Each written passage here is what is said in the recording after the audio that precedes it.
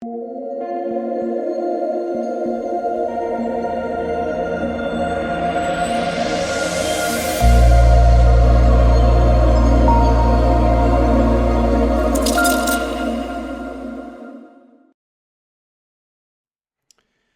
what is going on, guys? It's DK. Back at you with another video here to break down the two-game NFL playoff slate on Saturday. Guys, we have football all weekend, and I'm super excited. We have the two-game slate on Saturday, 3 games on Sunday, and then the showdown slate on Monday, which is the game I'm the most excited for. But if you guys are new to the channel, welcome. My name is DK. I make daily videos and live stream for NBA and NFL slates on Draftkings, also making videos for NBA Top Shot and NFL All Day. If you guys are playing NBA DFS, I have a video already up breaking down the Friday slate, so make sure to check that one out.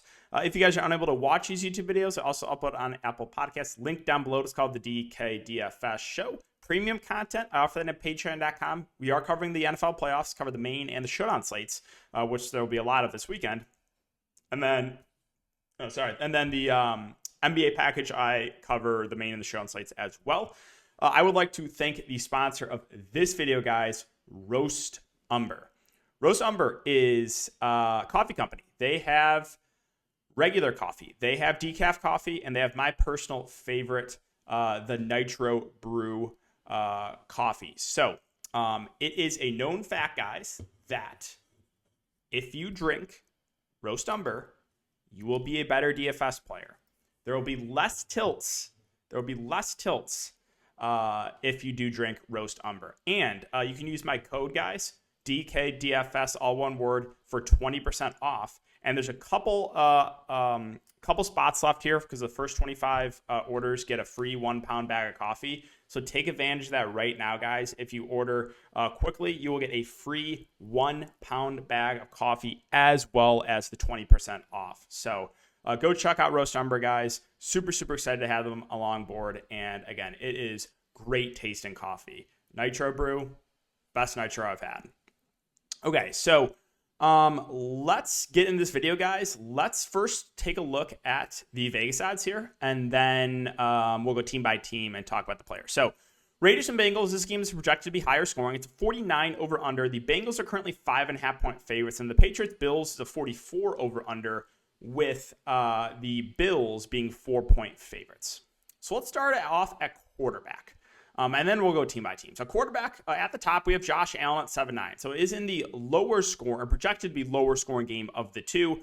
You know, both have a pretty solid defense. Bills, pretty good defense. Patriots, pretty good defense as well. But I think the quarterback with the most upside in this slate is definitely Josh Allen, right? And obviously, he's a guy that can get it done on the ground. Like, just take a look at the last 5 games. For the last 5 games, 109, 64, 81, and 63 yards on the ground. Obviously, we know, too, Buffalo is a pass-first team. So I think Josh Allen makes for a really good play at the top, and I think he's got the most upside out of any of the quarterbacks. Joe Burrow is priced up to 7.3K. He was dealing with that knee injury, but looks like he's good to go. He's been on fire last couple weeks, 41 and 37 fantasy points that he did play. Now, I think both are kind of outlier performance, like 525 and 446 yards through the air. Don't think we're going to get that again. But you do have 3 clear guys you can pair him with, right? And all 3 have upside in Boyd and Higgins and in obviously Jamar Chase. So I do have some interest in Joe Burrow. I think I have a small lean, though, to Allen over Burrow if I'm going to pick for the guys at the top. And then it's kind of weird, but I kind of like Derek Carr here. He's only 5.8K. This is the higher, or projected to be higher scoring game of the two. I know he hasn't really been putting up huge numbers, but this is a game they are projected to be playing from behind. And he's relatively cheap. So I kind of like Derek Carr as a contrarian play. Again, well, I guess we'll see what his ownership's going to be. But I kind of like him at the cheap end. And then Mac Jones at 5.3 is the cheapest of the 4. I think he does have the lowest floor. We know New England is a run first team, I should say.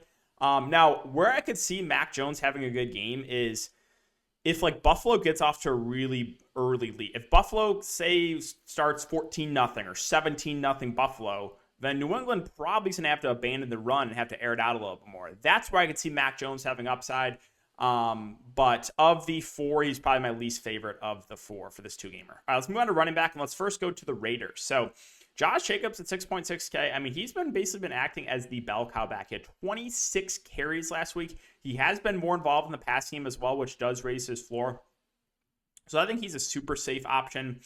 The backup running backs, Peyton Barber, I believe, did not have a touch last game. Did not log an offensive snap. They went to Jalen Richard as the backup. He's the flat min price. He'll probably be out there for some third downs. I think he's, I guess, a viable large field tournament play, but obviously Jacobs is your guy that I think is a pretty safe play at his respective price point. And the Bengals side, kind of the same thing. Like Joe Mixon, if he stays healthy, he's going to be a guy that rarely leaves the field, and he is very, very involved in the passing game, which does raise his floor. So you could see a game Joe Mixon pushing for 20 plus touches. I think, again, super, super safe. I'm not really even going to consider the backups here in Cincinnati with P. Ryan or Evans. Let's move on to New England and running back. So we'll keep an eye on Damian Harris news. He's questionable with a hamstring. I expect him to play. He's been practicing limited fashion all week. And when he is in, he has been their lead back. Now, I do expect Ramondre Stevenson to still get some touches at 5.1K, but expect Damian Harris to get probably a majority of the early down work. And then you're going to see Brandon Bolden mix in for third downs. And this is a game they could, if you're looking at the Vegas odds, they'll be playing from behind. So I think Brandon Bolden's kind of a sneaky value play in the slate. With Harris being viable, but there is some risk with him because Stevenson will still get a few touches on the early down work. And then if they do fall behind, they'll probably have to phase out the running game. And then on the Bills side, so Devin Singletary snaps have gone way up over the last month. And he's been playing pretty well with the opportunities. So I think he's a pretty safe play here in a game. The Bills are favored. They have been a pass-first team, but they've been establishing the run game a little bit more of late. So I think Devin Singletary makes for I felt that sneeze coming on. Sorry, guys. Devin Singletary makes for a pretty safe play. And then Zach Moss at 4.5. Right now, just a large field tournament play. He'll be the backup running back. He'll probably get somewhere around 4 to 6 touches, but obviously, I'm going to feel way better about Singletary for just an extra $1,300 more. For wide receivers, let's go to the Raiders first. Hunter Renfrow at 6.4, I do think might be a little bit over-owned after last game. We do have Darren Waller coming back, which does hurt Renfrow a bit. So he did have he only had 4 catches, but he had 2 touchdowns. Now, I still think Renfrow is definitely viable. He'll play a majority of the game. He's going to run a lot of routes, and the Raiders love going to this guy. But with Darren Waller back, I do think it makes him not look as good, right? And I don't think we can expect 2 touchdowns again from Hunter Renfrow. Zay Jones is 4K. I actually think he's a pretty safe value. He's played really well over the last month or so. Like last 5 games, 7, 9, 8, 10, and 8 targets. I have no issue going to a 4K Zay Jones.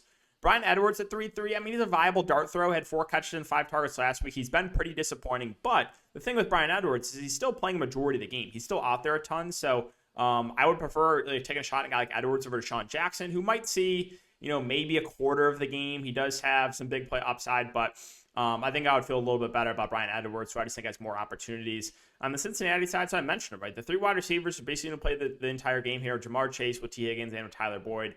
Chase, obviously the guy with the most upside. We've seen the massive explosion games from Jamar Chase, so I have no issue going to him in the higher total of the 2 games on Saturday. T. Higgins at 6.2K. Probably your safer option in the mid-range. It's a little bit easier to get to him than it is Jamar Chase. I think he has a relatively high floor. And then finally, Tyler Boyd. Again, he is the cheapest of the bunch. Probably the lowest upside of the 3. But, I mean, last 5 games, 7, 5, 6, 5, and 6 targets. I think he's a fair value play, right? I have no issue if you want to go to Tyler Boyd. And that's really it for the Bengals wide receivers. Moving on to New England. So, Jacoby Myers at 5K in a game that should be playing from behind, I think looks pretty good. 12, 8, 8, and 8 targets over the last 4 games. He is their best wide receiver, and again, it should be good game script. So I do like Jacoby Myers a good amount there, 5K. As far as the secondary receivers, I have a little bit of interest in Nelson Aguilar, who's still playing a majority of the game. I think I have it up here somewhere. Where is it? Yeah, so Aguilar, I mean, he played 89% of the snaps last week. Like, he's still going to be out there a majority of the game. He just hasn't really been targeted a ton, but he'll have opportunities kind of like a Bryan Edwards-esque, right? A guy that's going to play a majority of the game, but really hasn't been targeted a lot this season. And then Kendrick Bourne's at 4.4K. Probably has a little bit more upside, but might only play about half the game, maybe a little bit more. All right, and then finally on the Buffalo side, so we do have Emmanuel Sanders coming back, so that is pretty important because last game you saw Gabe Davis play a ton. Or whoops, I have all weeks here. So here, We can go to week 18 where Emmanuel Sanders sat out and Gabe Davis played like 91% of the snaps. But again, this is a game where Emmanuel Sanders is coming back. So I think it was week 16 the last time we saw Emmanuel Sanders. Here we can go check out what the snaps looked like for that game. I believe all 4 wide receivers were healthy there. Oh, no, they weren't. But Sanders did play 82% of the snaps. So again, it's going to be a little bit tricky to figure out, what exactly the snap distribution is going to be. If we go off, earlier in the year, it's probably going to be a lot of Diggs, a lot of Sanders, and like about half the game from Beasley or so, maybe a little more, and then sprinkle in some Gabe Davis. But I do think Gabe Davis is upside. And again, Emmanuel Sanders has been hampered by injuries, so we will see what the snaps look like for this game. But yeah, Stephon Diggs, clearly your safest bet of the Buffalo wide receivers, the guy that has the most upside by far too. He can break the slate for sure, and obviously he's a nice pairing with Josh Allen. Emmanuel Sanders at 4-3. I'm a little bit undecided on what I want to do here. I do think he'll have opportunities, but will we get like 80-90% snaps like we've been getting for Sanders for most of the year? I'm not sure. So I think he's fine. I think personally, I feel a little bit better about Cole Beasley at 4-2 working out of the slot. I think the floor is a little bit higher. So I think Beasley makes her a pretty safe play. And Gabe Davis is not out of play, but definitely riskier with Emmanuel Sanders back in the mix. So, playable, but I'm not sure what the snap's going to look like for a guy like Davis versus Emmanuel Sanders. And then finally, the tight end position. So on the Raiders side, Darren Waller, 5'7". The price has come down on him. He had 9 targets last week. I think he makes for a pretty good play. You're kind of buying low on Darren Waller. He was out for like a month and a half before he finally came back. So I do like him a good amount here. Foster Moreau at 3-1 will play the backup tight end role. He did have that one long catch against the Chargers, but not much interest in going there. On the Cincinnati side, so we have CJ Uzomah at 3.5K. Probably get somewhere between 5 to 7 targets. I think is a fair value. I don't think he's going to kill you. I don't think he's going to win you a tournament, but I think he's a relatively safe play. On the New England side, so we know they're going to use 2 tight ends here with Henry and Smith. Henry has kind of established himself as the better pass-catching tight end, or the guy they're using more in passing down situations. 8, 6, 5, and 6 targets over the last 3 weeks, or last 4 weeks, I should say. A guy that does have touchdown equity as well. And then Smith is at 2.7, really been used more for blocking purposes. So, Smith's just a dart throw. I feel much better about going to Hunter Henry of the 2 New England tight ends. And finally, Dawson Knox is 5.1K. So he's still going to play a majority of the game. And, his production's been a little bit up and down this season. He's had a couple big games, couple floor games, but the upside is there. Like, he can go for 20 plus. So I'm intrigued by Dawson Knox, 5-1. I don't love the price point, but again, you do have Josh Allen as his quarterback. And then as far as defenses go for this 2-game slate, you're probably going to feel the best with the Bills defense playing at home against the Patriots at 3.2K, but we know defense is a high variance position, so I'm fine taking shots on the other defenses, but I think your safest bet is definitely going to be the Buffalo Bills. So yeah, guys, that will do it for the video today. If you have been enjoying the content, just make sure to hit that like button, subscribe, and hit the notification bell. Would really, really appreciate that, guys. Thanks again. Have a great night, and I'll see you guys all in the next video.